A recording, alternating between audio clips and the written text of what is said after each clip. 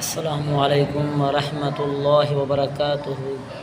سامعین محترم، آج غسل کے فرائض بیان کیے جائیں گے۔ غسل کے فرائض 3 ہیں۔ نمبر 1، منہ بھر کے کلی کرنا۔ نمبر 2، ناک میں پانی ڈالنا۔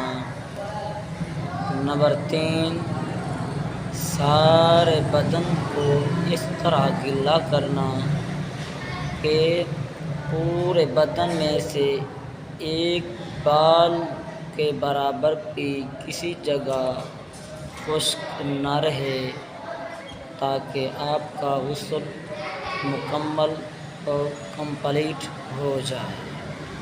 آج کی ویڈیو میں یہیں تک، آگے انشاءاللہ نماز کے فرائض، وضو کے فرائض بھی بتائے جائیں گے۔